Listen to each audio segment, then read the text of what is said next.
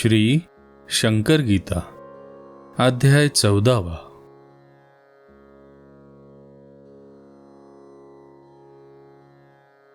महाराज पाहती मज रोखून, वंदन केले मी वाकून। महाराज रोखून पाहून तसेच बसले पाहत। तीक्ष्ण डोळे मजला म्हणती, काय अडचणी तुझ्या पुढती। त्यांची तुला कसली भीती, समर्थ मी आहेच। माझ्या लीला विलासांची माहिती तुला हवी न होती। कोणत्या अपूर्व घटना घडती तुला हव्या होत्या ना। मम विलासांचा डोंगर ठेवला मी तुझ्यासमोर। त्यातले कळस चमकदार तेवढेच फक्त लिहावे। भारतीय महायुद्धात 18 अक्षौहिणी सैन्य असत। सर्वांच्या नुसत्या नावांच न पुरत 18 अध्याय केवळ। भगवंतांनी भगवद्गीता तरीही सांगितली या जगता। म्हणून सांगितली तुझ शंकर गीता 18 अध्याय म्हणून। हे हनुमंताचे शेपूट, याचा सापडणार नाही शेवट। म्हणून 18 अध्यायांचा तट बांधून आहे ठेवला। महाराजांच्या डोळ्यांचे बोल ऐकून मोलाचे। चकित होऊन वदलो वाचे, जय जय प्रभो शंकर। अभयंकरांच्या स्वप्नात रोज त्यांच्या मातोश्री येत। ऐसे का रोज घडत, काळजी त्यांना लागली। पैठणला महाराजांनी अभयंकरांना घेतले बोलावणी। महाराज नदीत उभे राहून अभयंकरांना म्हणाले, भाताचे पिंड करून सत्वर वहा माझ्या पायावर। पिंड वाहतात चरणांवर महाराज सांगू लागले, तुझी आई झाली रे मुक्त। तेव्हापासून अभयंकरांच्या स्वप्नात आईचे येणे बंद होत महाराजांनी उद्धारले। दत्तात्रेय गणेश अभयंकर यांच्या वडिलांपासून घरी महाराज येत असून हेही भजती महाराजा।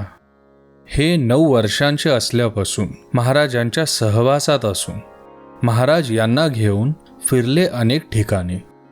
रात्री अपरात्री महाराज येत चहा खिचडी करण्या सांगत, भलतीच कामे करण्या लावत, करवूनही घेत ते। एकदा महाराज त्यांच्या घरात चादर पांघरून झोपत। जन्मल्या बाळासमान लहान होत अभयंकर झाले चकित। त्यांनी वडिलांना बोलवून म्हटले, अहो महाराज बाळ झाले। वडिलांनी पांघरून काढले, पूर्ववत दिसले महाराज। महाराज म्हणाले, माझे ऐका, मोठ्याचे लहान होता येईल का। प्रत्यक्ष पाहिले ते खोटे का, भावांबून गेले दोघेही। अभयंकर म्हणाले महाराजांना, आपले मूळ रूप मज दाखवा ना।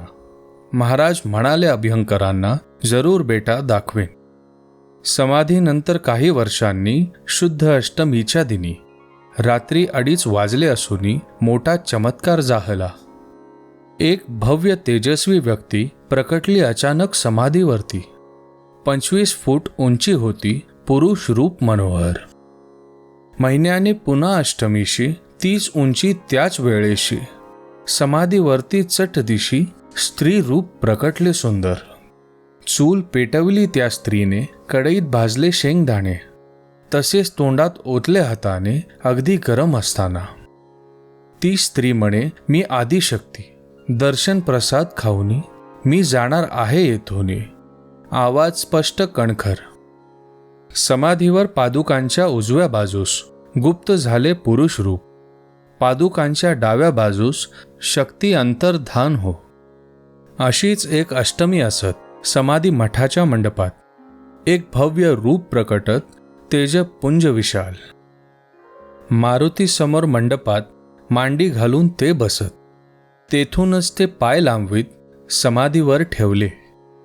बाबूराव रुद्र आणि अभयंकर पाहत होते हा प्रकार। तेवढ्यात बाब्या ऐसा पुकार त्या पुरुषाने केलाच। बाबूराव आवाज ओळखत, महाराज आपणास बाब्या म्हणत। त्या पुरुषाने एक हातात धरले बाबूरावांना, लांबवून दुसऱ्या हातास धरले अभयंकरास।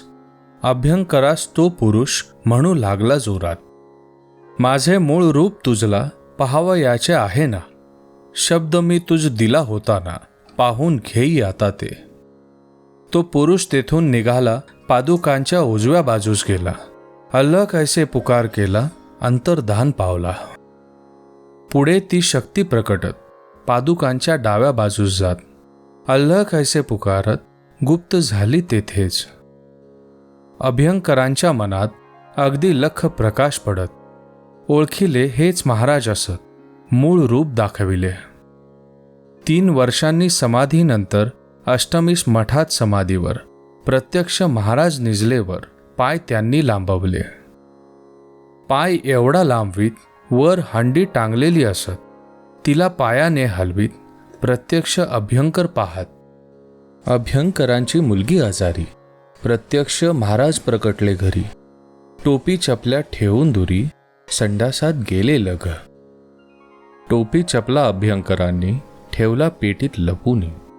बराच वेळ झाला म्हणूनही संडास त्यांनी उघडले. महाराज तर गुप्त झाले. मग पेटीत सामान पाहिले.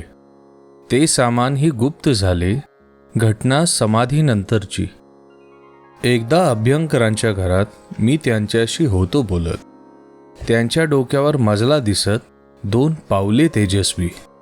अभ्यंकरांना मी म्हटले, महाराजांची चरण कमले. तुमच्या डोक्यावर भाग्य भले, अभ्यंकर वदले यावर. मी महाराजांसंगे खेळत. माझ्या डोक्यावर ते पाय ठेवत. नेहमीच ऐसे असे घडत. त्याचाच परिणाम हा असत. महाराज एकदा सांगती, शिष्याच्या मस्तकावरती गुरूंची ती पावले असती. गुरुप्रसाद असे हा. भस्मे आणि अभ्यंकर या दोघांच्या मस्तकावर महाराजांची पावले सुंदर मी आहेत पाहिली.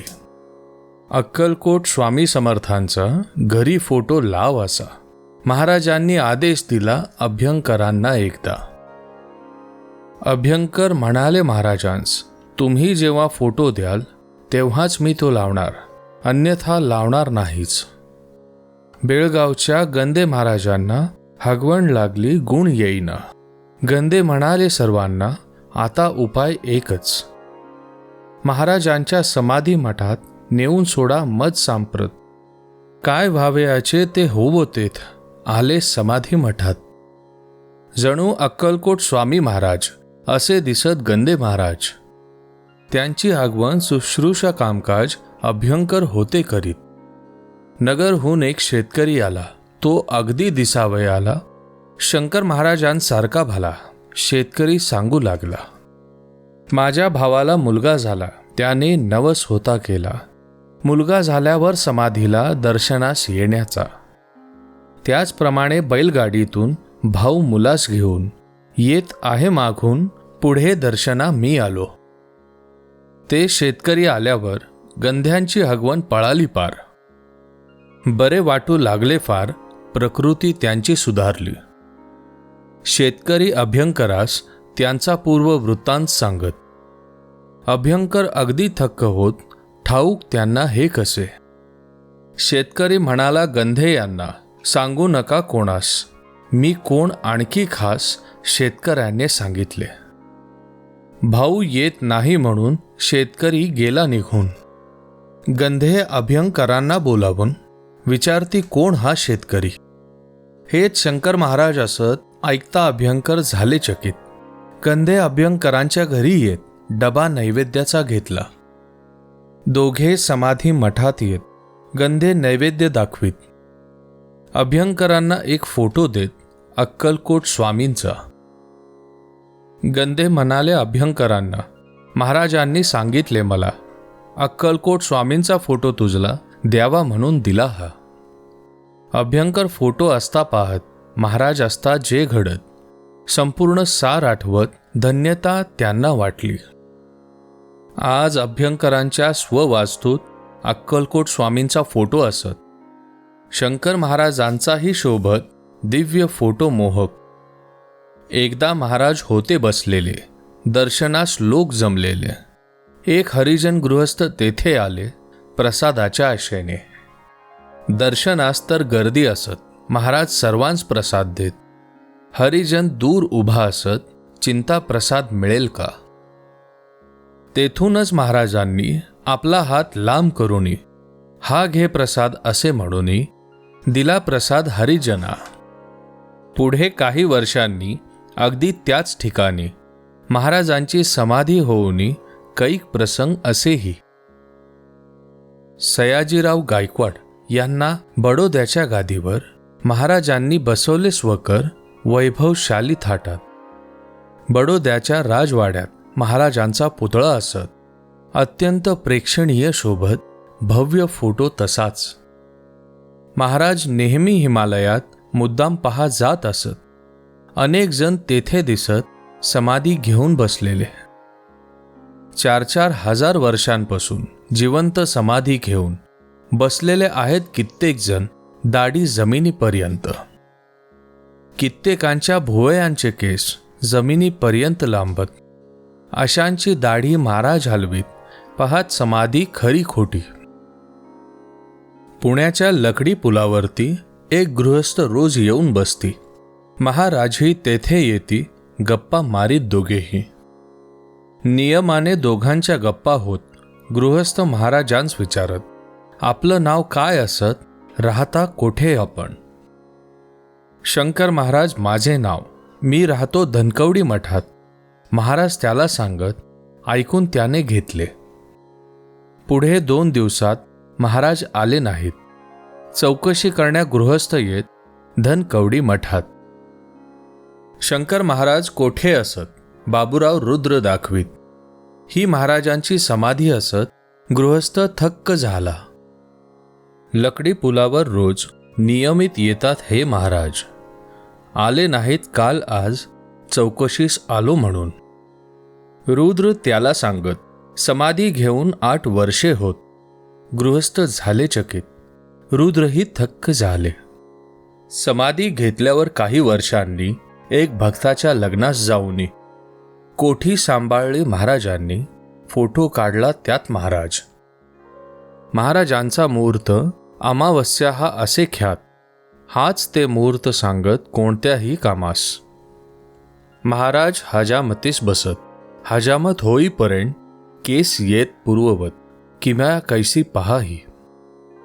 नगरचे नवले महाराजांना म्हणाले, मज विष्णुपद दाखवाना.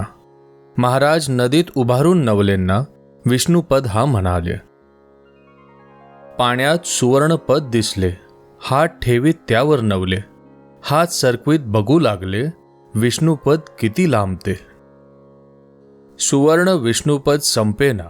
आश्चर्य वाटे नवले यांना. मुकुट दिसला वर पाहताना आकाशाला भिडलेला. अपूर्व अशा घटनेंनी दाखवून दिले महाराजांनी. स्पष्टपणे मी कोण असूनी बोध मानवा असा हा.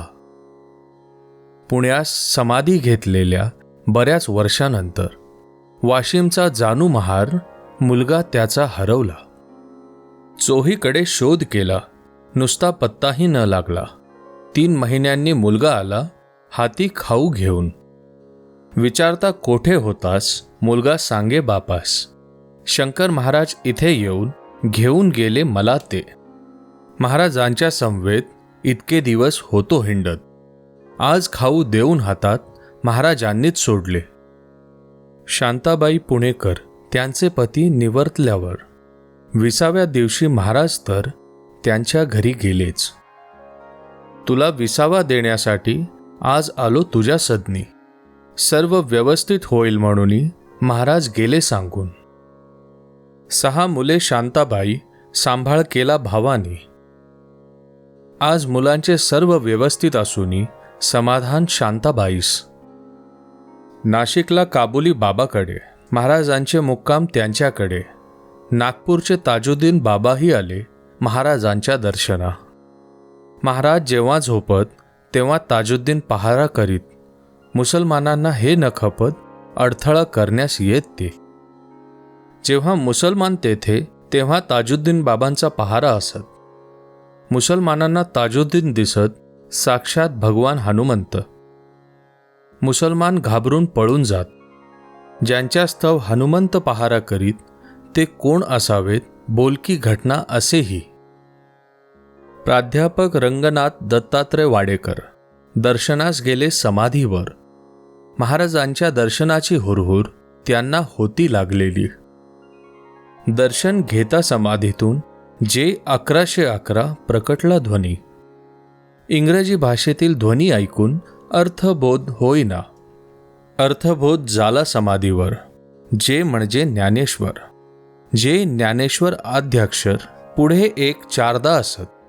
1111 यात एक अंक चारदा असत. ज्ञानेश्वरीचा पहिला अध्याय ओवी पहिली त्यातली. त्या ओवीचे पहिले चरण, त्याचेही पहिले अक्षर म्हणजे ओम हे असत. 4 एकाचा अर्थ हा. ज्ञानेश्वरांच्या समाधीवर वाडेकरांना ओमची साधना मिळत. तीच साधना इथेही प्रकटत आनंद त्यांना झाला. अक्कलकोट स्वामी महाराज, माणिक प्रभू शंकर महाराज, साईबाबा एकत्र फिरीत काही वर्षे चौघेही. 1928 साली पाकिस्तान होणार म्हणून सांगितले होते महाराजांनी, त्याप्रमाणे घडलेच. महाराज म्हणाले एकदा, कोणता पुढारी मरणार कसा, कोणावर झाडल्या जाणार गोळ्या, विष प्रयोग कोणावर, खून कोणाचा होणार, विमान पडून कोण मरणार, नाव दिनांक सांगत सविस्तर, त्याप्रमाणे घडलेच. त्या अनामिक पुढाऱ्यांची नावे या पवित्र ग्रंथात कशाशी, म्हणून तो उल्लेख टाळला असूनही महाराज बोल अचूक. इसवी सन 2000 साली माझा पठ्या शिवाजी दिल्लीच्या तख्त्यावर येणार असूनही महाराजांचे बोल हे. पाहून महाराजांची चरण कमले, भक्तीने मी वंदन केले. 14व्या अध्यायाचे संपले लिखाण या ठिकाणी. संतवर्य योगीराज सद्गुरु राजाधिराज श्री शंकर महाराज की जय.